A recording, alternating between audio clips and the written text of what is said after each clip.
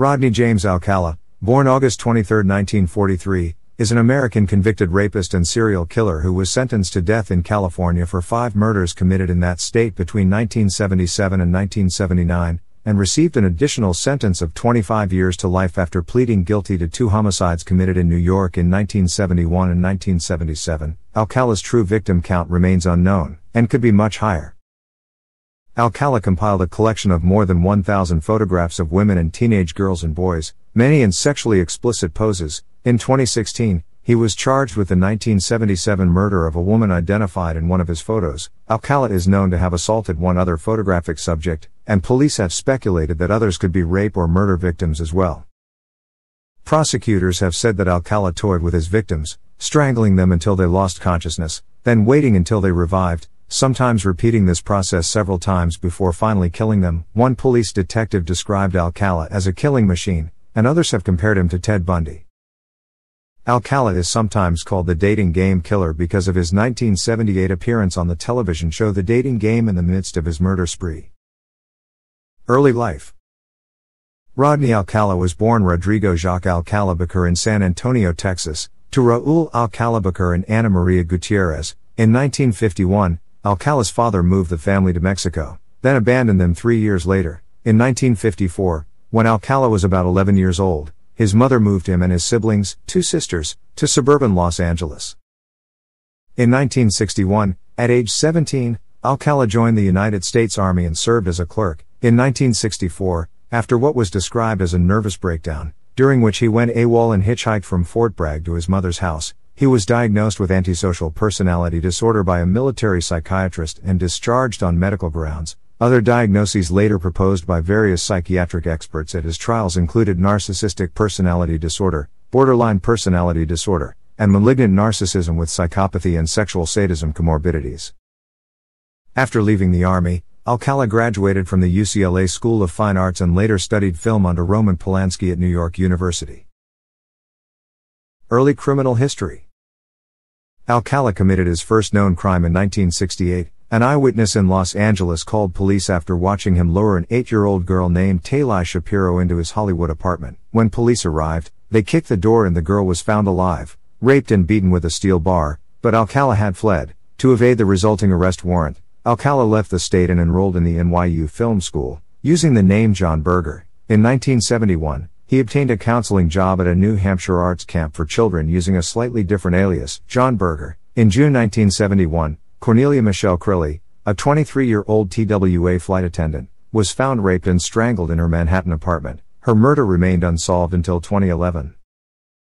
The FBI added Alcala to its list of 10 most wanted fugitives in early 1971. A few months later, 2 children attending the arts camp noticed his photo on an FBI poster at the post office. Alcala was arrested and extradited to California. By then, Shapiro's parents had relocated their entire family to Mexico and refused to allow her to testify at Alcala's trial. Unable to convict him of rape and attempted murder without their primary witness, prosecutors were forced to permit Alcala to plead guilty to a lesser charge of assault.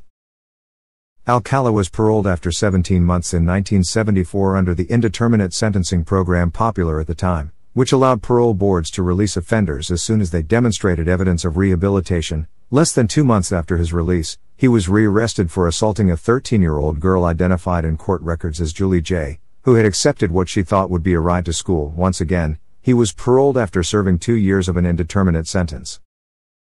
In 1977, after Alcala's second release, his Los Angeles parole officer took the unusual step of permitting a repeat offender, and known flight risk, to travel to New York City. NYPD cold case investigators now believe that a week after arriving in Manhattan, Alcala killed Ellen Jane Hover, 23, daughter of the owner of the popular Hollywood nightclub Chiro's and goddaughter of Dean Martin and Sammy Davis Jr. Her remains were found buried on the grounds of the Rockefeller Estate in Westchester County.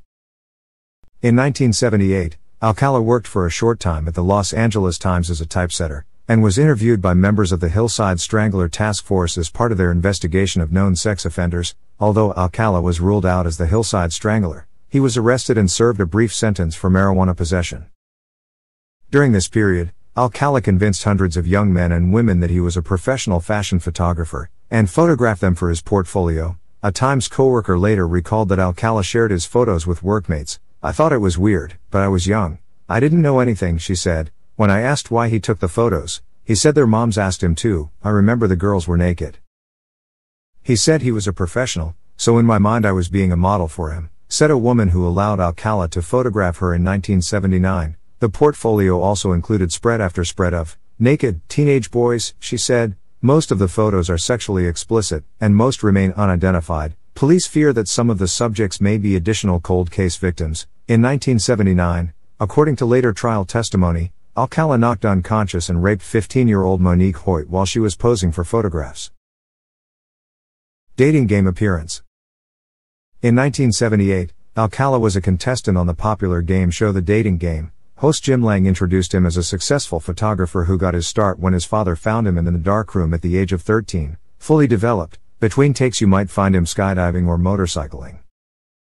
A fellow Bachelor contestant later described Alcala as a very strange guy with bizarre opinions. Alcala won the competition, and a date with Bachelorette Cheryl Bradshaw, who subsequently refused to go out with him because she found him creepy. Criminal profiler Pat Brown, noting that Alcala killed at least 3 women after his dating game appearance, speculated that this rejection might have been an exacerbating factor. "One wonders what that did in his mind," Brown said. "That is something he would not take too well. Serial killers don't understand the rejection. They think that something is wrong with that girl. She played me, she played hard to get." Samsoe murder and first 2 trials. Robin Samsoe, a 12-year-old girl from Huntington Beach, disappeared somewhere between the beach and her ballet class on June 20, 1979. Her decomposing body was found 12 days later in the Los Angeles foothills. Samsoe's friends told police that a stranger had approached them on the beach, asking to take their pictures. Detectives circulated a sketch of the photographer, and Alcala's parole officer recognized him. During a search of Alcala's mother's house in Monterey Park, police found a rental receipt for a storage locker in Seattle. In the locker, they found Samsoe's earrings. Alcala was arrested in July 1979 and held without bail. In 1980 he was tried, convicted, and sentenced to death for Samsoe's murder, but the verdict was overturned by the California Supreme Court because jurors had been improperly informed of his prior sex crimes. In 1986, after a second trial virtually identical to the first except for omission of the prior criminal record testimony, he was again convicted and sentenced to death. A Ninth Circuit Court of Appeals panel nullified the second conviction, in part because a witness was not allowed to support Alcala's contention that the park ranger who found Samsoe's body had been hypnotized by police investigators. Additional victims. While preparing their third prosecution in 2003, Orange County, California investigators learned that Alcala's DNA, sampled under a new state law, matched semen left at the rape-murder scenes of 2 women in Los Angeles. Additional evidence, including another cold case DNA match in 2004, led to Alcala's indictment for the murders of 4 additional women. Jill Barkham, 18, a New York runaway found rolled up like a ball in a Los Angeles ravine in 1977, and originally thought to have been a victim of the Hillside Strangler. Georgia Wickstead, 27, bludgeoned in her Malibu apartment in 1977. Charlotte Lamb, 31, raped, strangled, and left in the laundry room of an El Segundo apartment complex in 1978, and Jill Parenteau, 21, killed in her Burbank apartment in 1979. All of the bodies were found posed in carefully chosen positions. Another pair of earrings found in Alcala's Seattle storage locker had residue that matched Lamb's DNA. During his incarceration between the second and third trials, Alcala wrote and self-published a book, You, the Jury, in which he claimed innocence in the Samsoe case and suggested a different suspect. He also filed 2 lawsuits against the California penal system, for a slip and fall incident and for refusing to provide him a low-fat diet. Third, joint trial. In 2003, prosecutors entered a motion to join the Samsoe charges with those of the 4 newly discovered victims. Alcala's attorneys contested it. As one of them explained, if you're a juror and you hear one murder case, you may be able to have reasonable doubt, but it's very hard to say you have reasonable doubt on all 5, especially when 4 of the 5 aren't alleged by eyewitnesses but are proven by DNA matches. In 2006, the California Supreme Court ruled in the prosecution's favor, and in February 2010, Alcala stood trial on the 5 joined charges.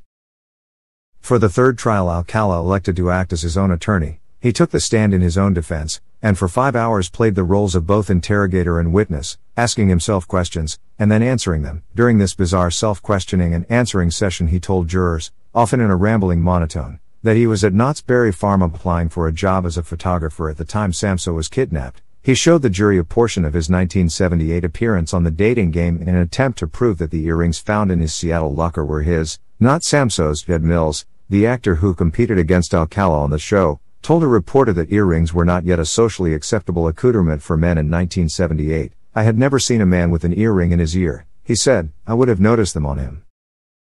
Alcala made no significant attempt to dispute the 4 added charges, other than to assert that he could not remember killing any of the women. As part of his closing argument, he played the Arlo Guthrie song Alice's Restaurant, in which the protagonist tells a psychiatrist that he wants to kill. After less than 2 days' deliberation, the jury convicted him on all 5 counts of first-degree murder. A surprise witness during the penalty phase of the trial was Taylor Shapiro, Alcala's first known victim.